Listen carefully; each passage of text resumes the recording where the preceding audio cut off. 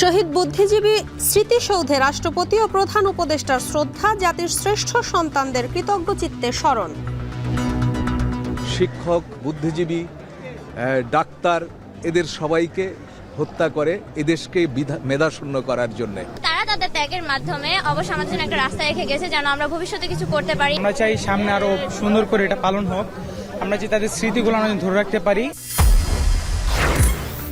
গণতন্ত্রে ফেরাই শহীদ বুদ্ধিজীবী দিবসের শপথ বললেন ফখরুল। ফ্যাসিবাদের সহযোগী বুদ্ধিজীবীদের প্রত্যাখ্যান নাগরিক কমিটির। গণমাধ্যমের স্বাধীনতায় বিন্দুমাত্র হস্তক্ষেপ নয় বললেন প্রেস সচিব। কর্মীদের বেতন দিতে না পারলে বন্ধ করা উচিত প্রতিষ্ঠান।